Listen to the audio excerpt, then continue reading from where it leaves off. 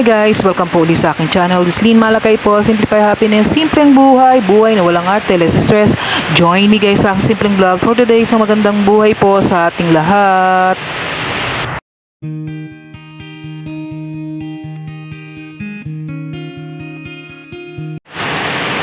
So ngayon nga po ay araw ng Marso 27 po, Miyerkules Santo. So nagulat po ako, kanina po ay napakainit tapos ngayon po ay biglang umulan. So ayan, at maririnig niyo yung tunog ng ulan. So samahan niyo po akong makinig ng tunog ng ulan. So alam niyo na dito po ako sa third floor namin.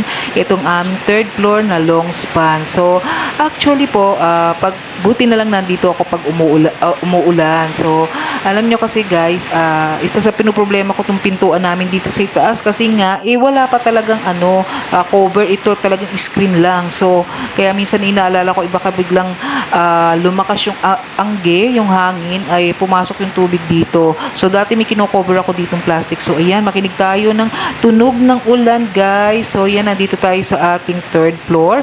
So ating bahay na yero yung ating itaas. So yan, Marso 27 po ngayon, tag-init talaga guys, biglang umulan ng malakas. So ayan, pakinggan natin ang tunog ng ulan.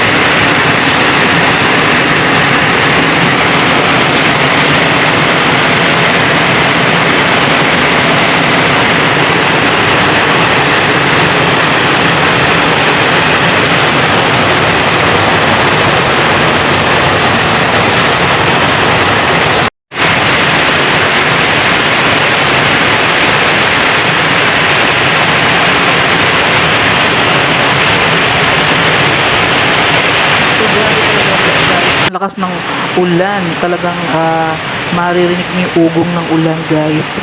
So ayan, at kanina nga sobrang init. So nandito ako sa aming itaas at tinitignan ko nga kung may mga anggi-anggi or nakabukas na bintana dito. So ayan yung ating pinto, screen lang to guys kasi. So ayan, hindi ko alam kung ano ba plano rito ng aking mister, kung lalagyan ba ito ng another na pintuan. So hindi ko alam talaga guys. So pagka talaga malakas ang ulan dyan, nilalagyan ko na lang ng cover yan, inaakyat ko para makover yan. So hindi ko alam kung paano ba gagawin ng aking asawa dyan.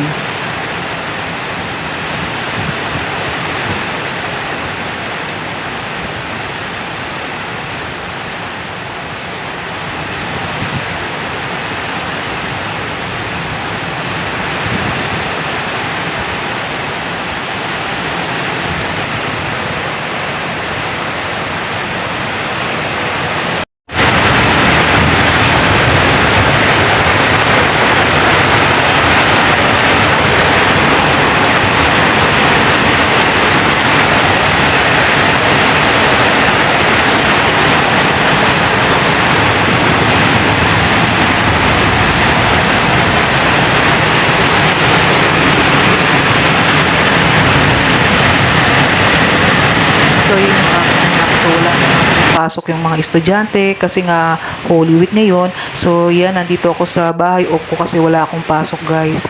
So ayan guys, tignan nyo, nakatambak pa yung aking labahin dyan. So sinindihan ko ni ating ilaw. So nagpalit kasi ako ng mga bedsheet. So pagka ginagawa ko, pagka ganyan, minsan yung pinagpalit ng bedsheet, siya yung kino-cover ko dito sa may pintuan para yun, hindi pumasok yung angge. So yun, kaya ayun, gusto ko sana maayos na to. So sana this year maayos na natin yan. So ayan, malakas pa rin ang ulan guys. So yung iba nagbakasyon sa province, yung iba, yung mga pinsan ko umuwi ng Nueva Ecija. So kasi kami, ako, yung aking husband is uuwi ng Bulacan bukas, Huwebes Santo. So ako kasi parang mas gusto ko dito lang sa bahay kasama ko yung mga anak ko. Kasi mga anak ko ngayon is parang hindi na sila nag-enjoy pag umuwi ng probinsya. Gusto lang nila dito rin sa bahay. So, yun. Kaya ayan, umulan. Pumanik ako dito at nakikinig ako ng, ayan, ang lakas ng ulan guys. Grabe.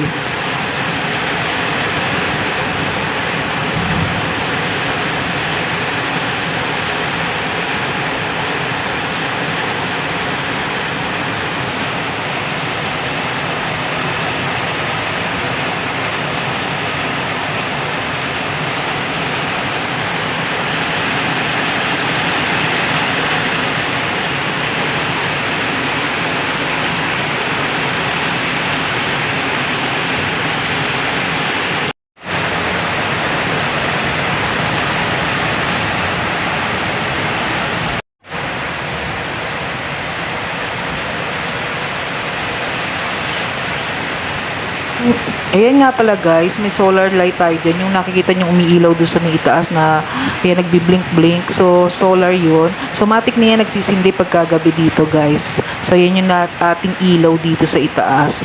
So,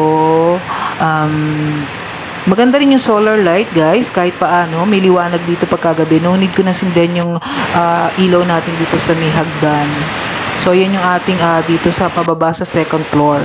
So, muulan pa rin guys. Malakas pa rin yung ating ulan.